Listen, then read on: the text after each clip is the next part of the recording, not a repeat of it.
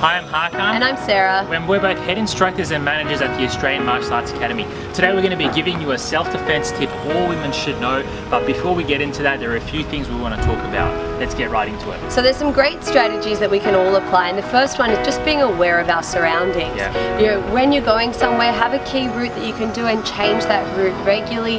Know where you're walking and have a destination in mind, and someone who will check in with you to make sure that you're getting there, especially if you're traveling at night or you're traveling by yourself. Good. Secondly, we're all in tune with our phones and we love listening to music all the time and having those headphones in, which is okay, but be mindful when you're walking home at night and you're alone.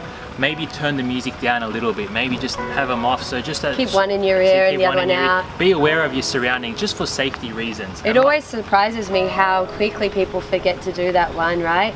And so I think the third one that we really want to keep in mind is making sure that you have a little strategy in place so that if the worst did happen, you would have a little plan of how you could defend yourself, what you might call out, and what you would do physically to protect your body. Good, so let's get right into it. In this little role play scenario, I'm going to be the villain. Miss Sarah is going to be my target, and what I'm going to do is I'm going to work on a common attack against women, and we're going to give you some strategies and techniques to escape this situation. So let's get right into it. Okay, so we're going to be working on a common attack. I'm going to be playing the villain and Miss Sarah is going to be my target. Now what I'm going to do is work on a few common attacks, but essentially the defense options Miss Sarah has are the same. So the attack options are, maybe I can choke her, pin her against the wall. Maybe I can grab her shoulders, push her against the wall. Maybe I can pull her collar. Maybe I can wrap my hands around the neck. All these are the same type of attack in which Miss Sarah can use this, quite a few options to get out of. So let's get into it. Well, the great thing is it's not really about which way they're grabbing us, it's about making sure we are aware of what we still have available to use. So if my hands are free, I'm going to be using my hands. And what I want to have a look at is those key areas that are going to have the biggest impact when I hit them. So there's some really sensitive areas that we can go for: the eyes, the nose, right in here at the neck, the sternum, and of course the groin. Okay, so just with my hands here, a lot of women might feel a bit uncomfortable forming a fist, but I know from my experience a lot of people are much more comfortable, especially women, coming up and using the base of their hand or their palm as an attack. So a really simple one, just coming straight for the nose, palm to the nose. If for some reason they were much bigger than me and I couldn't reach in that far, or they were much taller than me, I could come right in for the sternum here as well. So that same attack, just to create some space and hit just as hard as you can. If you have any rings or anything on there as well, that's all going to be great in helping you to defend yourself. A poke to the eyes, a really simple one, or flicking, especially if we have long nails, this is even more effective. And if you can't reach in here, bend at the elbows and then flick to the eyes there.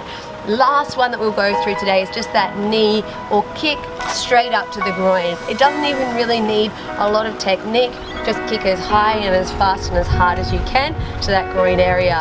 Okay, so I hope these strategies are going to help to make you feel a little bit more comfortable. Have a think about one or two things that you might perform. For example, the palm to the nose and the kick to the groin, or the flick to the eyes and the knee to the groin, just to make sure you're feeling really confident when you're next out or you're by yourself, so you feel safe.